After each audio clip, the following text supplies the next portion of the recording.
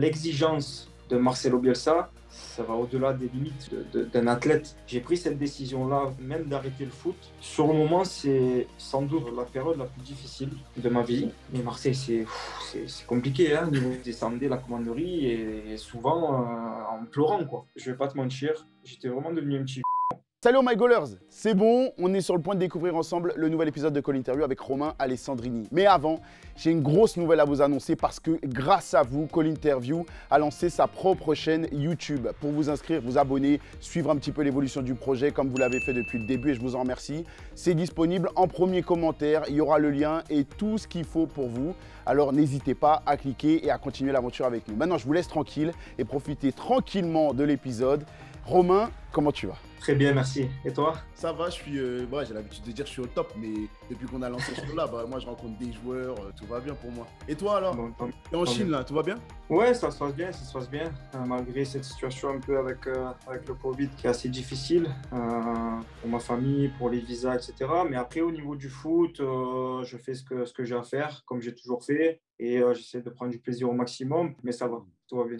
Bon, on va parler foot.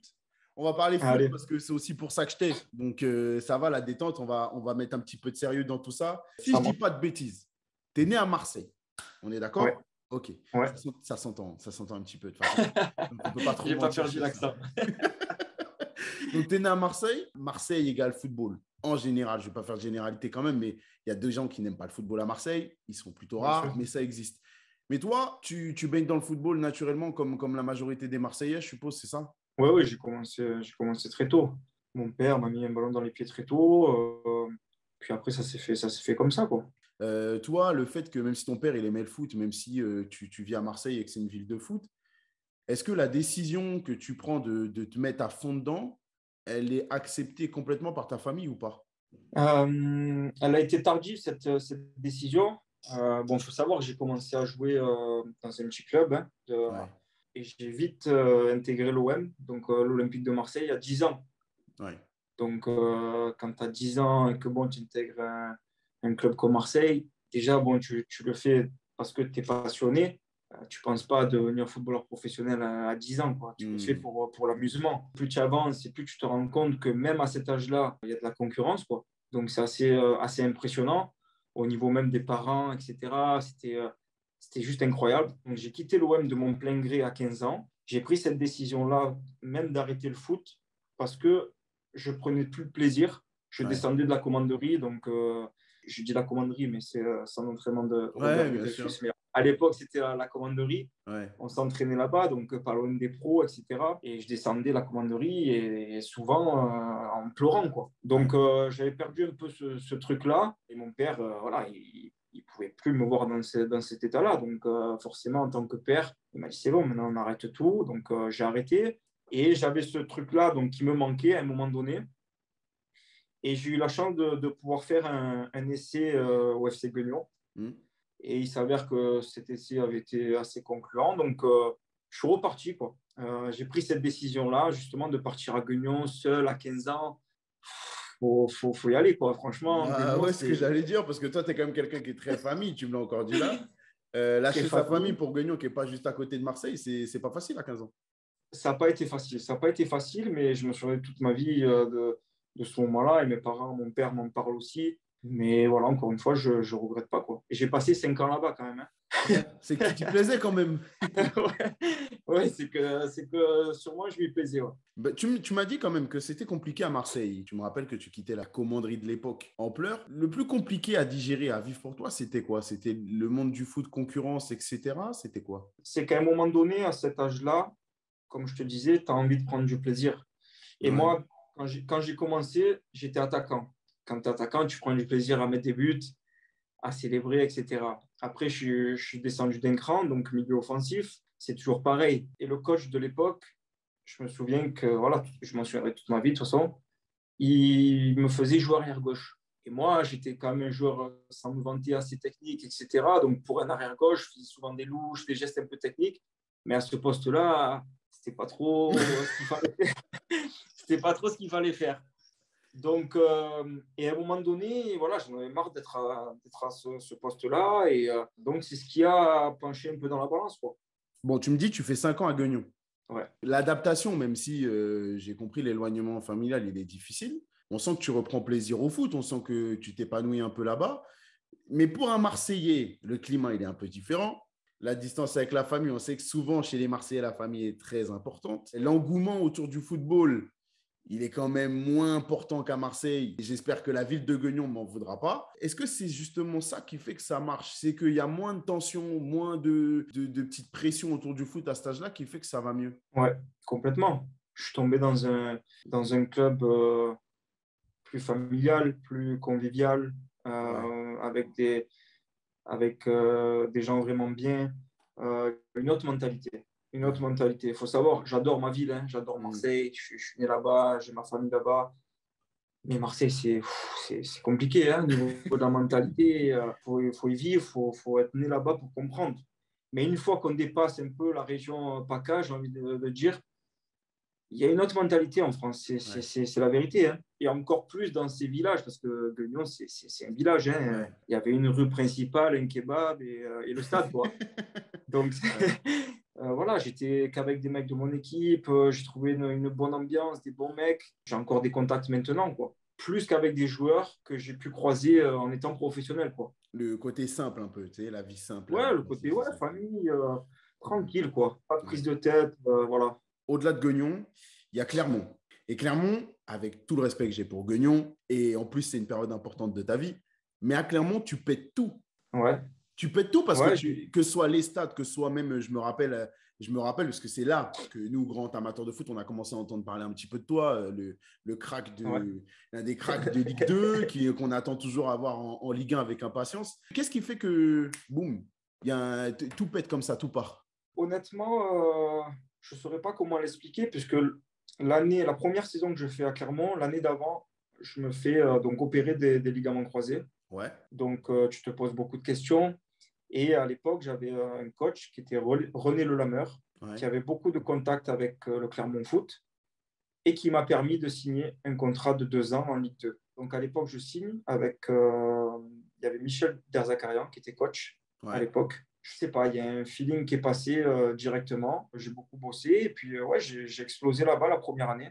Mais je pensais pas faire la deuxième, honnêtement. Je pensais pas faire la deuxième. Mais Monsieur Derzakarian, avec qui j'ai eu toujours des bonnes relations, m'a pas laissé partir Hmm. et m'a bloqué pour la deuxième année parce qu'il voulait monter, il voulait essayer de monter en Ligue 1 à cette époque. En ayant fait la saison que j'avais fait à cette époque, j'avais des contacts, j'avais rencontré des présidents de Saint-Etienne, le coach, Nice, enfin, Ouais, ça fait rêver, quoi. Ça ouais, te bien donne sûr. envie de, surtout la Ligue 1. Enfin, c'était pas des, voilà, c'était des clubs quand même importants. Et ben, j'ai dû faire cette deuxième année à Clermont, quoi. Et Hmm. c'est que après que j'ai signé à Rennes. Mais c'est vrai qu'on sent que tu marches beaucoup à l'affectif. Ouais. Mais est-ce que tu lui en tiens rigueur justement à ce moment-là? Quand il décide de ne pas te laisser partir, tu es quand même jeune. On a l'impression que ça y est, c'est le rêve qui s'ouvre, qui nous ouvre les portes, pardon. Et il y a un homme qui te retient. Comment on le vit ça, à cet âge-là? Mais là, j'en ai voulu. Hein. J'en ai voulu. Honnêtement, j'étais devenu un petit à cette période-là. Ouais. Je vais pas te mentir. J'étais vraiment devenu un petit. Ça n'a pas duré longtemps parce que mon père, il, il m'a il m'a vite remis les idées en place. Ouais. Et je suis reparti au boulot, quoi. Je suis redevenu le joueur que j'étais la saison d'avant. Mais j'ai eu cette période de juillet-août qui a été assez compliquée. Mhm. Mais voilà, je me souviens, avant cette période-là, quand j'ai signé en Ligue 2, j'avais dit à mon père, si je peux faire une carrière en Ligue 2, ça serait magnifique. Mais en une saison, Ouais. comme quoi tout peut basculer dans ta tête, et c'est le football qui veut ça. Hein. Mhm. Que tu le veuilles ou non, en une saison, il y a tout qui se chamboule. Ouais. Et j'ai fait vraiment une belle saison, et il s'avère que j'ai eu des meilleurs clubs qui se sont intéressés à moi. Quoi. C'était entre guillemets mal pour un bien. Quoi. Bon, je ne vais pas rentrer dans les détails parce que c'est une conversation père-fils, mais en gros, ton père, il te dit quoi? Il me dit à quoi tu joues, quoi. Il y a un an de ça, tu me disais que tu voulais faire une carrière en Ligue 2, que c'était exceptionnel. À quoi tu joues, quoi. Hmm. Donc, du coup, parce que c'était plus au niveau de l'attitude, quoi, sur le terrain, à râler quand il y a le ballon qui n'arrivait pas, ou avec les coéquipiers, chose qui ne me ressemblait pas, quoi, puisque Ouais. Je ne suis pas quelqu'un comme ça. Bon, d'accord, ok. Bon, il y a la tentation Ligue 1 déjà dès la fin de la première saison où c'est vrai, déjà, tu es, hyper en forme, tu es hyper important pour ton équipe. La deuxième saison, malgré cet épisode-là, tu continues sur les mêmes bases. Mais malheureusement, vous n'arrivez pas à monter. Non. Est-ce qu'il y a eu un deal qui a été passé avec Der Zakarian pour dire quoi qu'il arrive à la fin de la saison, tu as un bon de sortie? Ouais. D'accord. Oui, il y a entre guillemets tout qui a suivi. J'avais prolongé de 2 ans.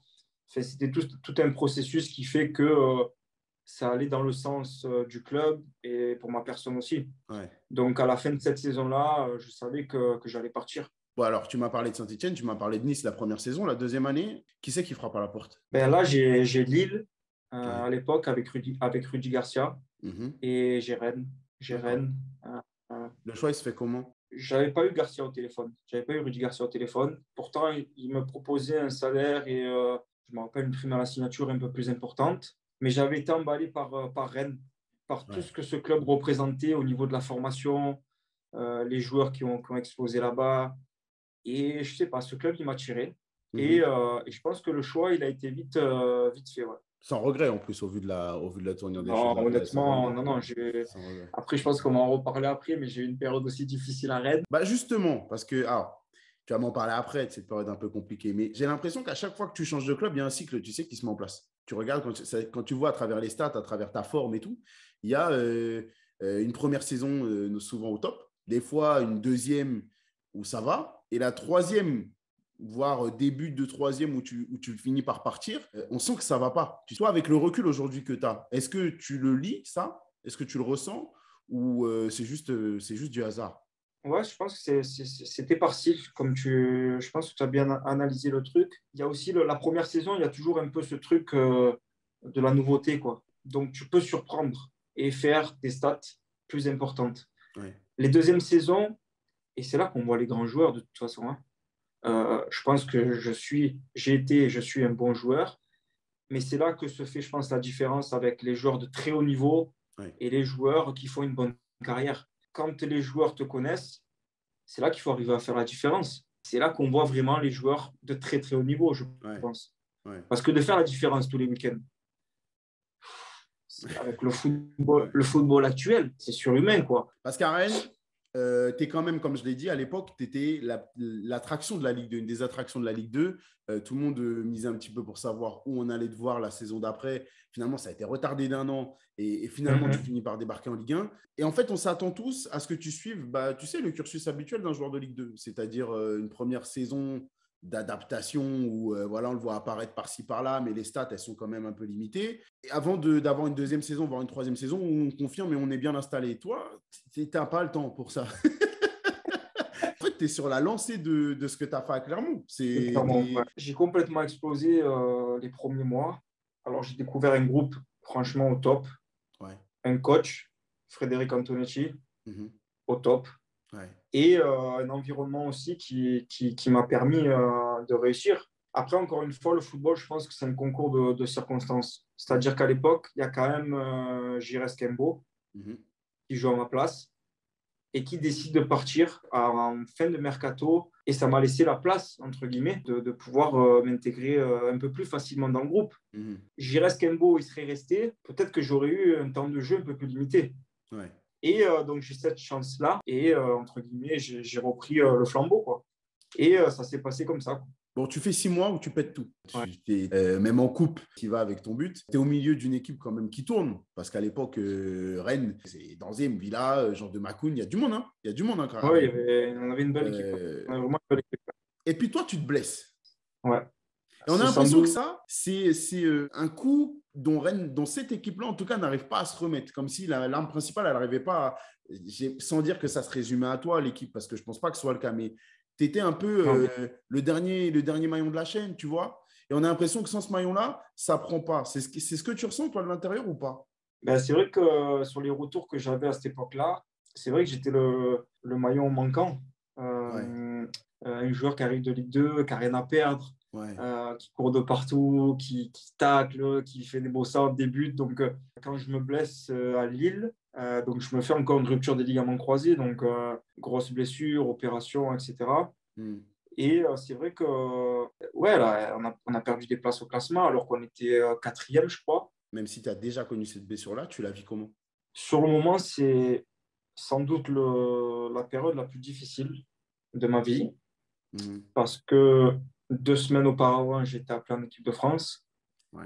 Donc, j'étais avec Benzema, avec Ribéry, 6 mois après avoir joué en Ligue 2. Mhm. Donc, même, je crois que même dans mes rêves gamins, je crois que je n'avais pas rêvé de ça, Ouais. tellement c'était fou. Ça m'a mis un coup, clairement. Mais après, comme tu viens de dire, je l'avais connu et je savais les étapes, entre guillemets, qu'il fallait que je franchisse pour revenir. Ouais. Mais tous les joueurs qui ont eu des blessures comme ça te le diront, c'est très difficile de revenir vraiment à ton meilleur niveau. Tu peux faire ce que tu veux, c'est très difficile. En tout cas, pour moi, ça a été très difficile. Toi, tu estimes que C'est tu n'as jamais retrouvé ce niveau-là? à le niveau que j'ai eu les 6 premiers mois à Rennes, où, entre guillemets, je marchais sur l'eau, Ouais. je pense pas. Je pense pas. Il y a un épisode de Quand tu es à Rennes que je t'avoue qui est un peu flou pour moi, et je suis retombé dedans là en travaillant sur notre interview. C'est une déclaration de Philippe Montagne. En gros, Ouais, tu fais ta super partie de saison avant ta blessure. Il me semble que c'est à l'été, tu veux partir. C'est ouais, ça? Tu veux partir, et il me semble que c'est déjà l'OM. ouais. Qu'est-ce qui se passe à ce moment-là? Qu'est-ce qui fait que ça coince, et pourquoi est-ce que ça part un petit peu en vrille, on a l'impression, dans un club comme Rennes qui a l'habitude d'être hyper lisse? Il s'avère que quand je me blesse en février, je crois, Ouais, c'est exactement ça. et au mercato d'été, même blessé, Marseille veut m'acheter. Ouais, Donc, je me souviens plus du montant à l'époque, mais Rennes refuse de me laisser partir. ouais, Et en tant que Marseillais, peut-être que j'ai eu le malheur de dire que je voulais absolument partir. Et je pensais que les gens allaient le comprendre, mais pour tout supporter d'un club, tu peux pas te permettre de dire ça, je pense, dans les ouais, journaux, quoi. ouais. Donc, je pense que c'est ça aussi qui est mal passé, et je le comprends. Mais bon, j'avais quoi? J'avais 23, 24 ans à cette époque-là, donc ouais, c'était tout neuf pour moi. C'était Hmm. tout nouveau. Donc, Rennes me propose un nouveau contrat en me disant, voilà, t'inquiète pas, on laisse passer le mercato. Le premier jour qui est à la fin du mercato, donc c'est le 1er septembre, on te fera une proposition, un nouveau contrat. Et on te fera oublier la proposition de Marseille. Et ça, je m'en souviendrai toute ma vie. Donc, on arrive le lendemain, moi très confiant, et j'arrive avec une offre qui ne m'a pas satisfait du tout. Ouais, Donc, je leur fais savoir. Et du coup, je leur dis, écoutez, vous voulez jouer comme ça, je garde le contrat que j'ai actuellement. Donc, j'avais un très bon contrat, hein, attention, hein, hmm. mais d'un joueur qui vient de Ligue 2. Ouais, Pas de problème. Moi, je suis quelqu'un, voilà, de franc, de direct. Je leur dis, écoutez, pas de problème. Moi, ça ne m'intéresse pas. Donc, on reste comme ça et on verra ce qui se passe, quoi. Et ça, c'est dans la continuité. Après, j'ai repris mes entraînements. Ça a été un peu chaud avec les supporters quand j'allais au match, ouais, je me puisque, rappelle. à savoir, au début, ben, j'étais encore blessé, donc j'allais en tant que, entre guillemets, supporter aussi. Ouais. Donc, je passais et j'ai eu pas mal d'accrochages. Mais après, voilà, je suis revenu, j'ai continué à bosser. Je leur ai montré que, voilà, quoi qu'il arrive, moi, quand je joue pour un club, même si j'avais fait ces déclarations auparavant, ben, j'allais tout donner pour ce club, quoi. Ouais. Et après, c'est reparti comme ça, mais je l'avais quand même en travers de la gorge. Je peux pas le nier. Bon, on a parlé du l'ascendant, tout le monde, tout roule, et on arrive à l'OM. L'OM, c'est jamais, jamais, jamais facile. Jamais, jamais. Même pour les mecs qui ont brillé là-bas, qui sont aujourd'hui des légendes du club ou autres, il y a toujours des petits épisodes compliqués. Alors, déjà, toi, avant qu'on rentre en détail dedans, aujourd'hui, ton parcours à l'OM, avec le recul, t'en gardes quoi? Euh, Honnêtement, j'ai toujours essayé de garder que le positif, Ouais, parce que j'ai eu des hauts et des bas. Et encore une fois, je pense que ça a été récurrent pour moi, malheureusement, après mes grosses opérations au genou. mhm, C'est que j'ai eu ces blessures aussi à Marseille. J'ai eu une fissure, par exemple, de l'aponévrose plantaire. J'ai traîné cette blessure donc sous le pied. C'est comme si j'avais un coup de couteau à chaque fois. Et j'ai traîné cette blessure pendant, je crois, 1 an. Hmm. Mais personne ne le sait, ça. Personne ne le sait à Marseille que voilà, j'étais blessé, je m'arrêtais par exemple 1 mois et demi, je revenais avec des douleurs, je forçais pour justement montrer que voilà, j'ai envie de tout donner pour vous. Mais sauf que moi, ça, personne ne le sait. C'est pour ça que je garde que le positif parce que moi, je sais qu'au fond de moi, j'ai vraiment tout donné. Ouais. Donc, euh, donc voilà. Mais après, Marseille, Hmm. comme tu dis, c'est Marseille. Et je pense qu'on va continuer à en parler de toute façon. Donc, Ouais, on va continuer à en parler, Romain, on voilà. va continuer à en parler. On remet le contexte. Tu as fui Marseille à un certain moment de ta vie parce que c'était Marseille, parce que ça te bouffait, entre guillemets, un petit peu la ferveur autour du foot et la pression autour du foot. Quand tu fais ton retour, tu l'appréhendes comment? Euh, Quand je suis parti de Marseille, peut-être dans un coin de ma tête, j'avais ce truc de dire ah ouais, peut-être qu'un jour, je reviendrai par la grande porte, quoi. Ouais, Pourtant, enfin, je suis jeune, je pars à Guignon. ouais, Enfin, je ne me donne pas non plus les moyens ouais, pour arriver en Ligue 1 à Marseille par la grande porte, quoi. ouais, Donc, ça, c'est fait. Alors, ce n'était pas la grande porte. Bien sûr, j'étais un très bon joueur, mais voilà, ça, c'est fait. Bien sûr que j'avais beaucoup d'appréhension, mais c'est un sentiment qui est inexplicable. Pour un ouais, Marseillais, quand tu as ta famille dans la tribune, quand moi j'ai été ramasseur de balles toute ma jeunesse avec l'OM, entre mes 10 ans et mes 15 ans. Quand tu regardes le virage nord chanter, tu n'as qu'une envie, c'est d'être sur le terrain.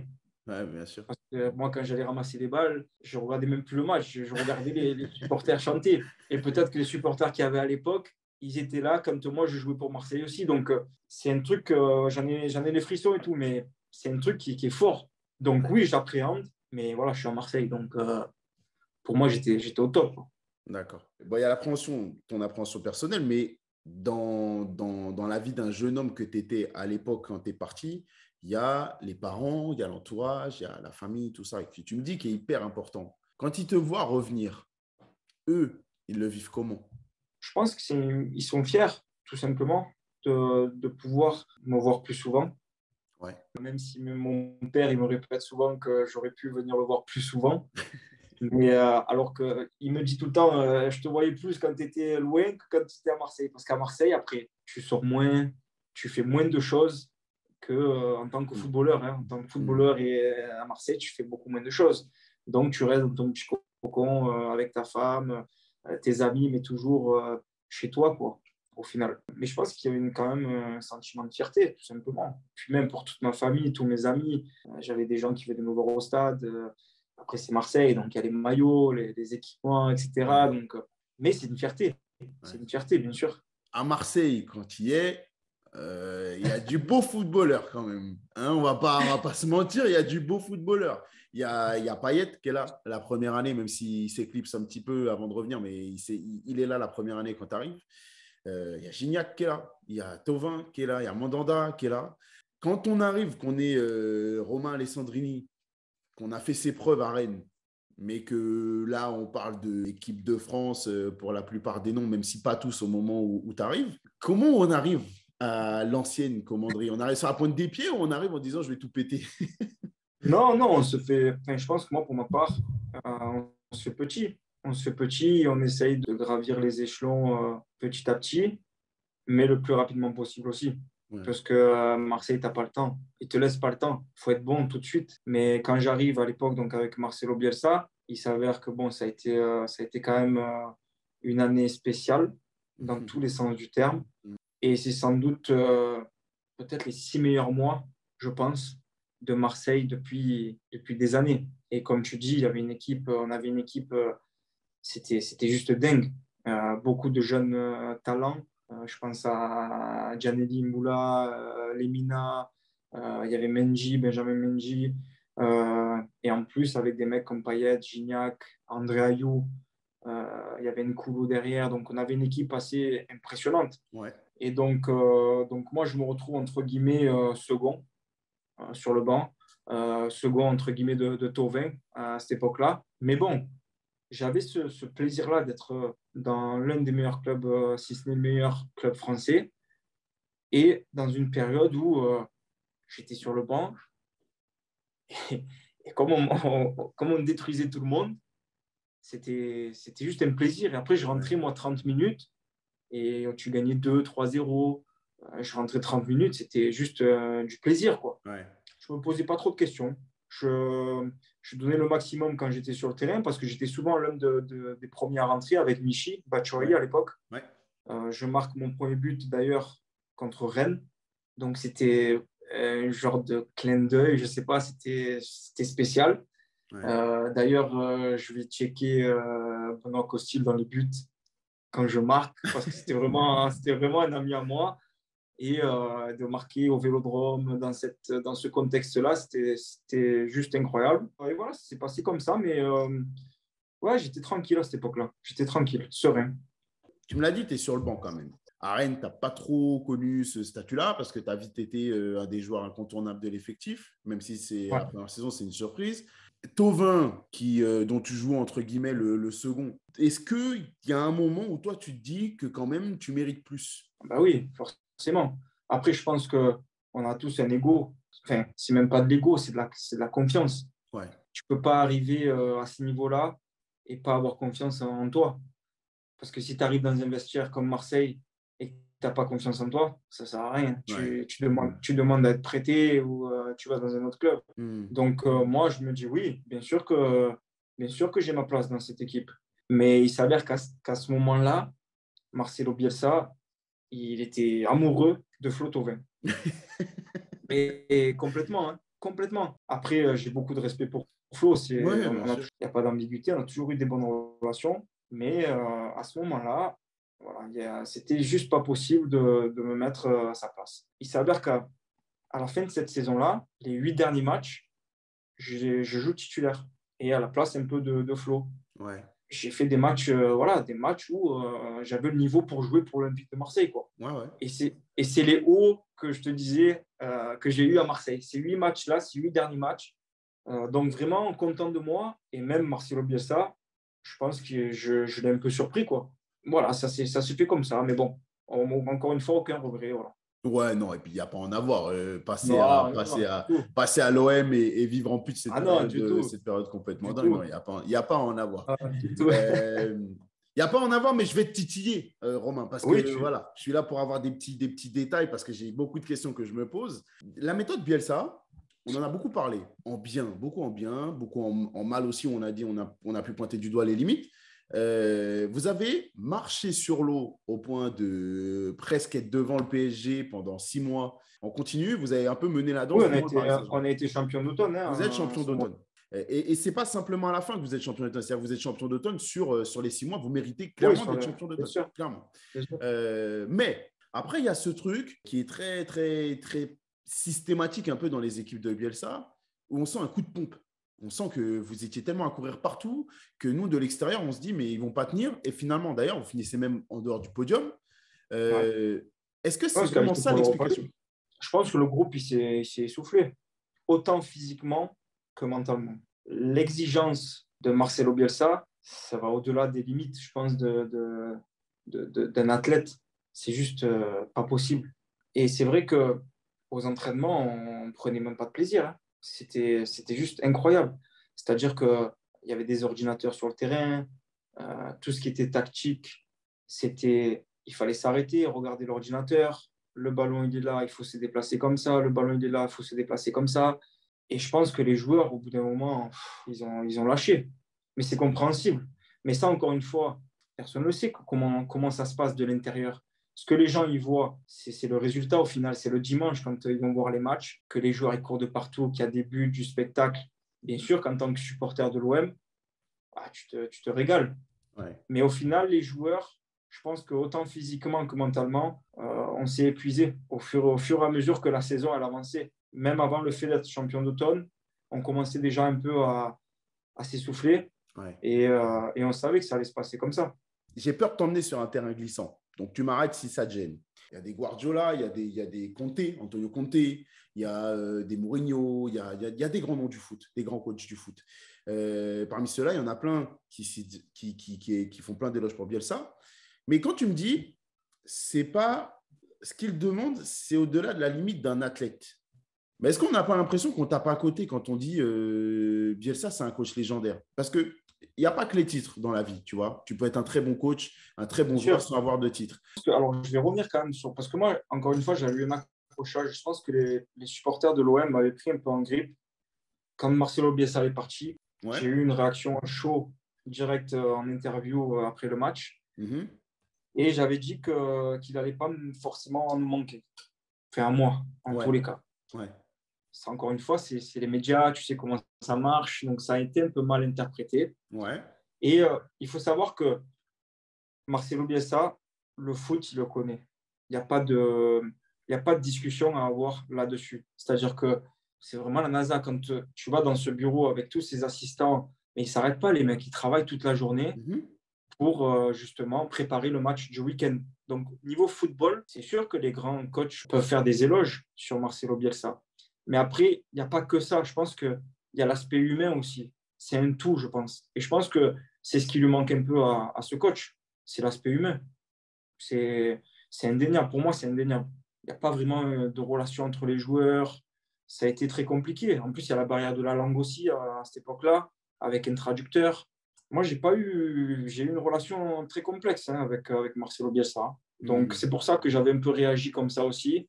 Comme on parlait au début, moi, j'ai besoin d'affectif. Même quand ça ne va pas, qu'on me dise écoute, Romain, je sais que ça n'a pas été ce week-end, mais voilà, je vais continuer avec toi dans le 11 de départ et ça va bien se passer.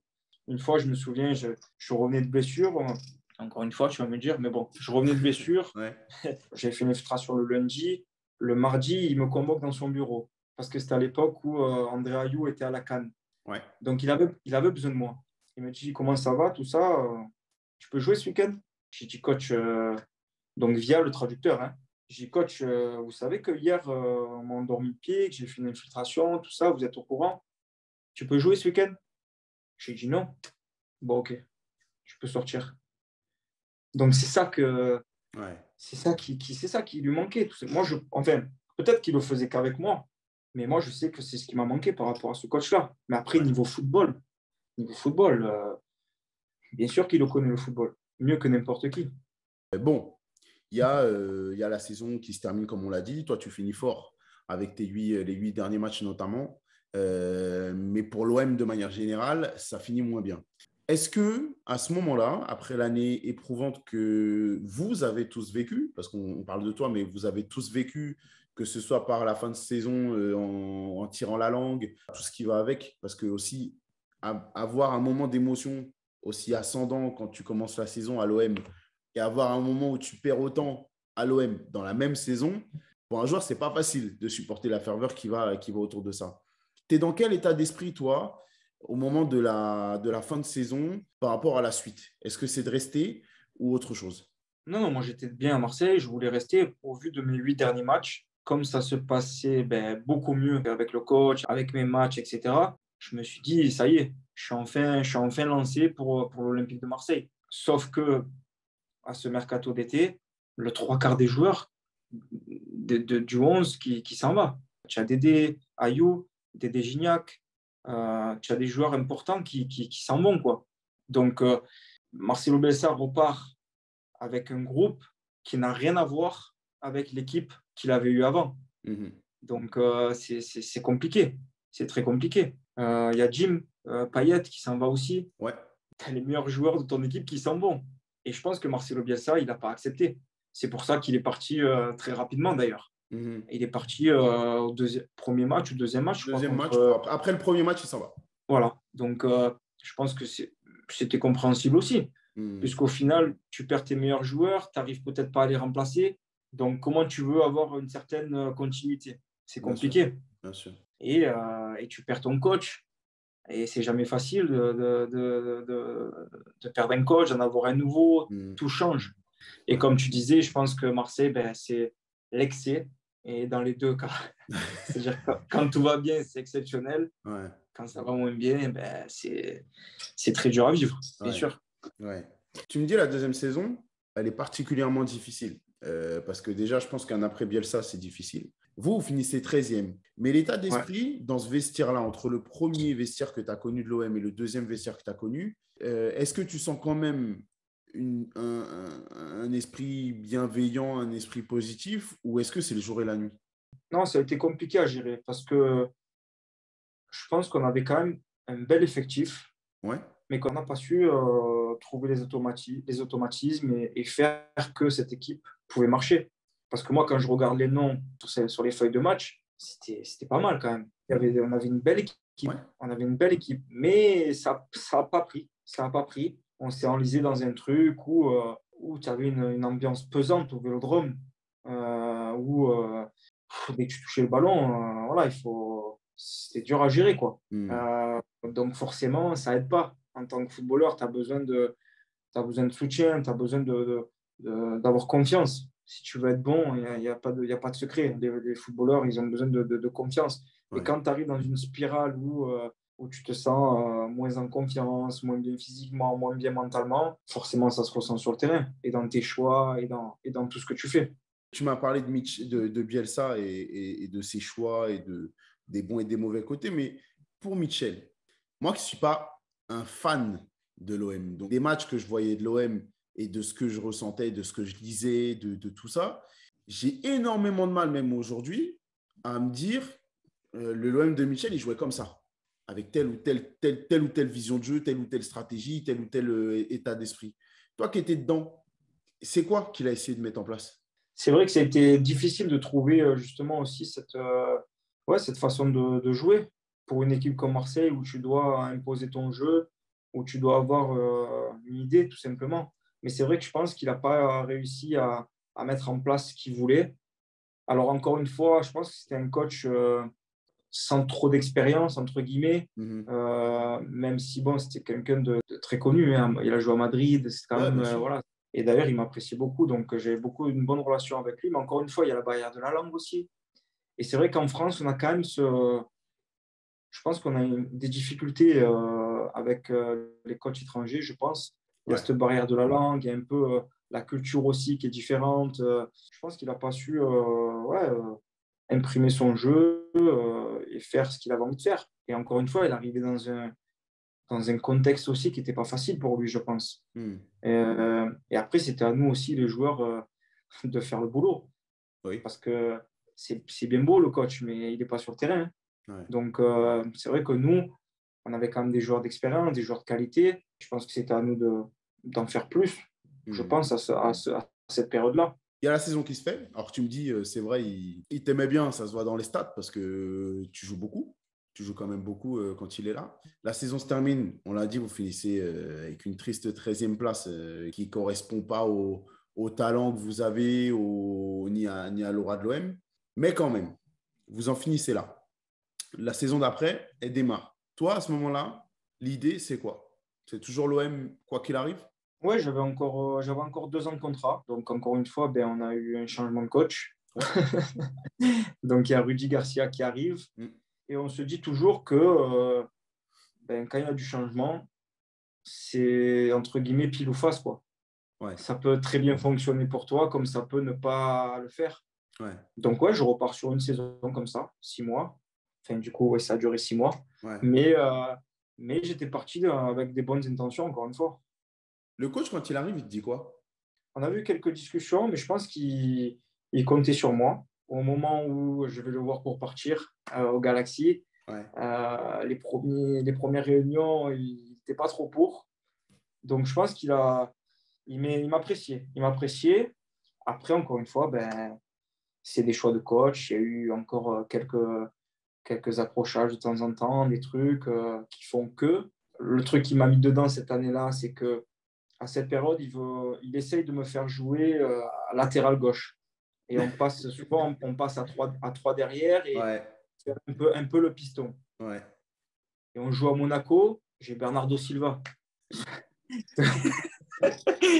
sur mon côté. Je te passe les détails. Voilà, c'est un des meilleurs joueurs actuels de City.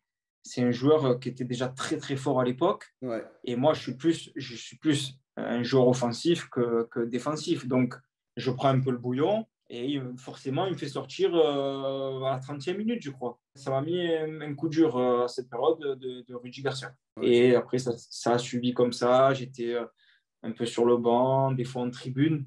Donc, une ou deux fois en tribune, je suis allé le voir, je lui ai dit, coach, j'ai plus de 18 ans, donc si, si vous savez que vous allez me mettre sur le banc, il n'y a pas de problème, mettez-moi sur le banc. Mais s'il vous plaît, ne me mettez pas en tribune. Laissez-moi à la maison où je viens voir le match avec ma famille. Mais j'ai plus l'âge pour. Enfin, j'ai plus l'âge. J'ai plus 18 ans, quoi. Ouais. Voilà, avec tout le respect que j'avais pour lui et sans ego surdimensionné, j'étais pas la personne pour aller en tribune, être convoqué, partir à faire le voyage.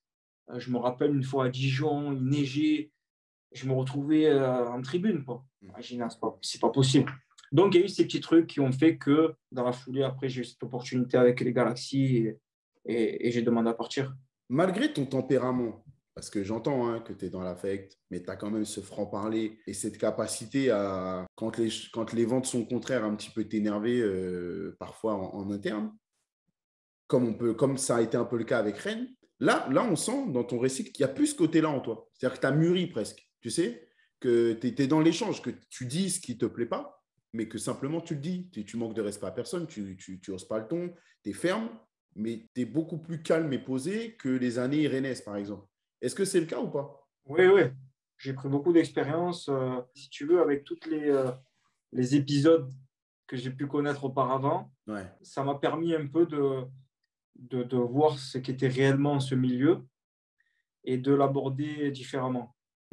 Et je pense que je suis devenu un peu un homme, tout simplement. Je crois que tu es à 6 matchs en Ligue 1 sur cette première partie de saison-là. On est loin des 22 matchs sous Michel, on est loin des 26 apparitions sous Bielsa, parce que même si tu n'étais pas toujours titulaire sous Bielsa, notamment au début de saison, c'est quand même 26 matchs joués. Et tu faisais partie des premières entrées sur le terrain. Donc, tu pars au LA Galaxy. On est dans une période où la MLS, il y avait un vent un peu américain qui était arrivé en Europe. Tu sais, on entendait de plus en plus parler de la MLS. Toi, ton état d'esprit au moment où tu pars là-bas, c'est quoi? C'est de l'inquiétude? C'est quoi? Ah non, non, non, j'étais très heureux de partir là-bas.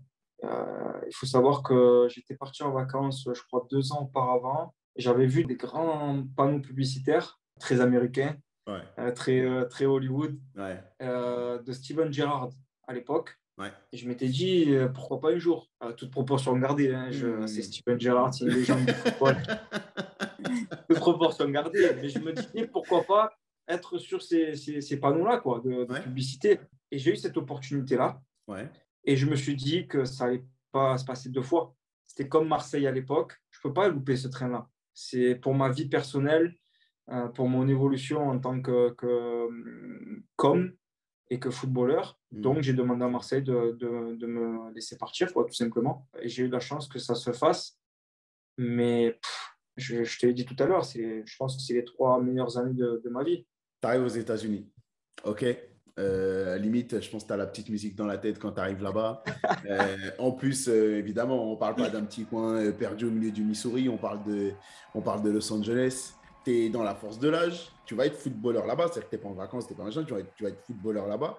Est-ce qu'on a l'impression qu'on marche sur l'eau quand on arrive aux États-Unis, même si, OK, c'est le foot américain, c'est le soccer, c'est pas le football européen qu'on connaît avec la Ligue des Champions, avec tout ça. Mais toi, autant que jeune Européen qui arrive aux États-Unis avec la grandeur que représentent les États-Unis, tu es en bombe quand tu es là-bas. Ouais, mais au début, j'arrivais là et je me suis dit, bon, maintenant, il va falloir leur montrer que, voilà, que tu as les capacités pour jouer dans ce club-là en tant que joueur désigné.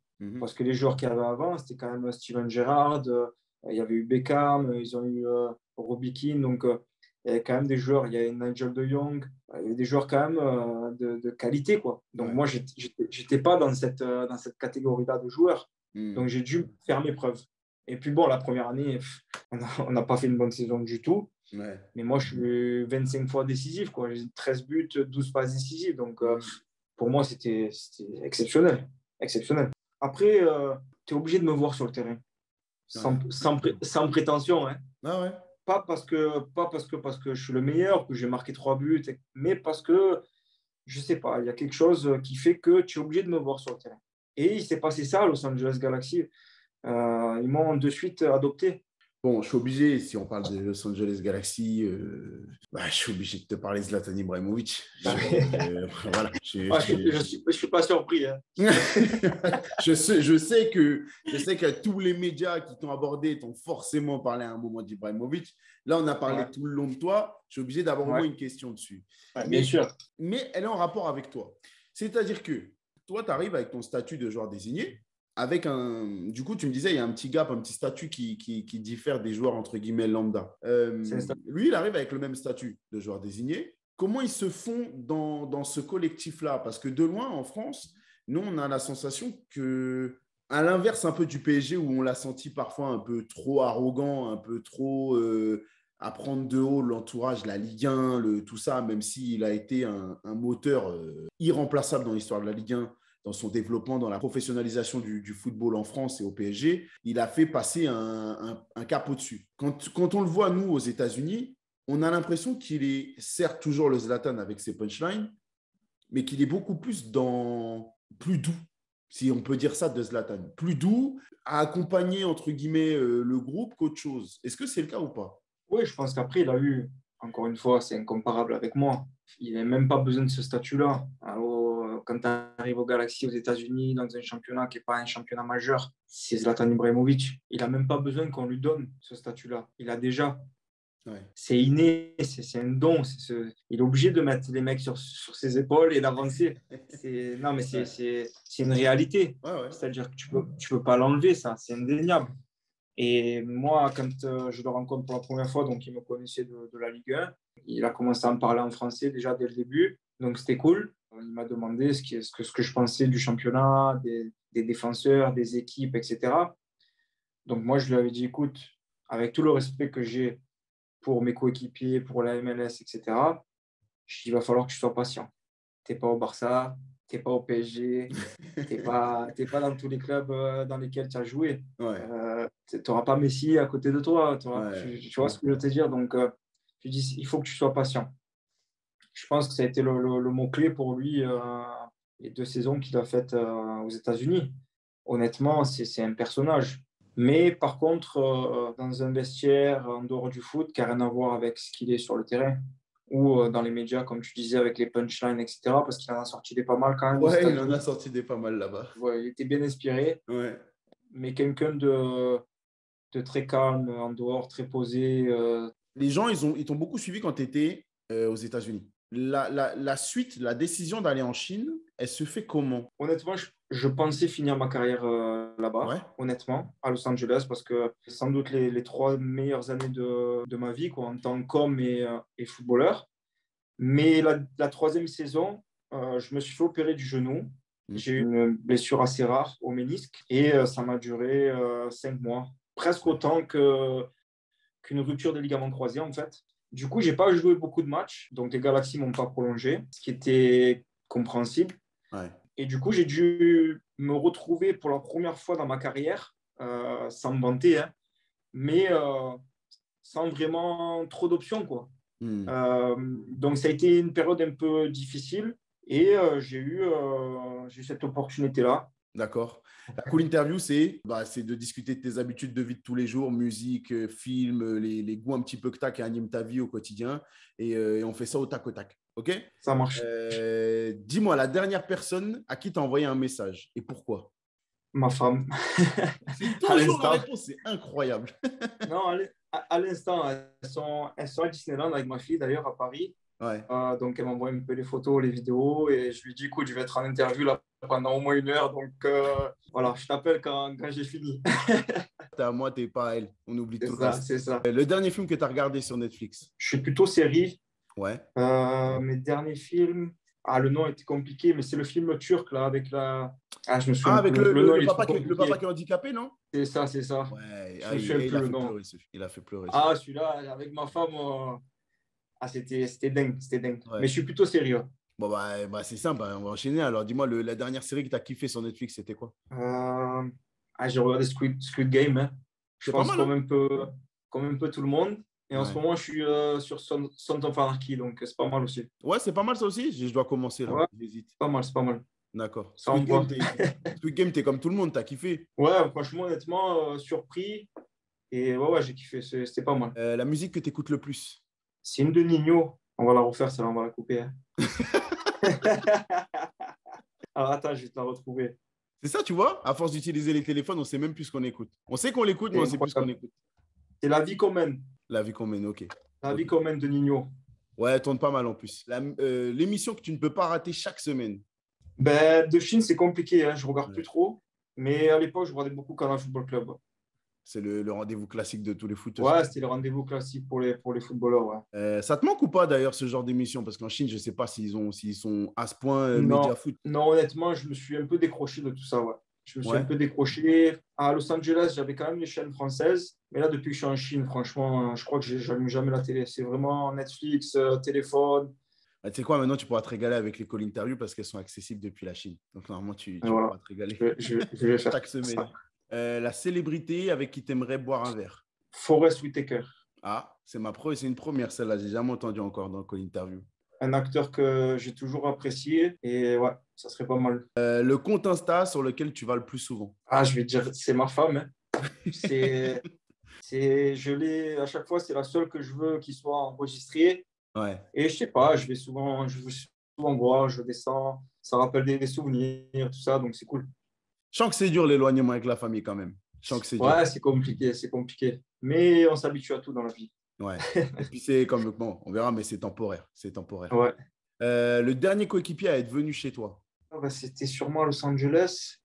Parce qu'à Los Angeles, j'ai eu beaucoup de visites. Ouais, je me doute, hein, un peu plus qu'en Chine. Je pense que si j'avais été dans une autre ville, je n'aurais pas eu autant de visites. Mais qui j'ai eu? Je pense que c'était Adrien Ounou ou Cabella. Mais un des deux, mais je ne suis pas sûr. Ah, Cabella, il est venu te voir là-bas? Ouais, il était venu en vacances et on avait passé le moment aussi. Ouais, j'ai eu pas mal de joueurs là-bas qui sont justement venus en vacances, des connaissances et à qui j'ai donné des adresses aussi pour là-bas. Donc, la dernière, la série que tu peux regarder 50 fois sans te lasser. Entourage. Ah, ça fait 2 fois qu'on me la cite. Elle est vraiment si bien cette série? C'est pas qu'elle est, je sais pas, il n'y a pas vraiment, il n'y a pas de rebondissement. C'est la vie de Mark Wahlberg, la vie d'un acteur qui a connu la célébrité, la drogue, les soirées, l'argent, tout ça. Et il y a 8 saisons et un film à la fin. Et ouais, c'est pas mal, c'est plaisant à regarder, quoi. Romain, merci. Merci à toi. C'était top. Les autres, merci. Restez fidèles au call interview. On se dit à très vite avec des nouveaux invités, des anecdotes en folie, parce que c'est comme ça qu'on kiffe le foot. Et continuez de prendre soin de vous. Ciao. Et voilà, my goalers, surtout, comme nos chanceux du jour, si vous voulez poser vos questions à nos prochains invités, n'oubliez pas, tout se passe sur mon compte Instagram. Chaque fois, je vous mettrai une petite story pour vous annoncer à quel invité on aura droit cette semaine et vous pourrez balancer toutes les questions que vous voulez lui poser. Les 5 meilleurs seront choisis pour être posés à notre invité.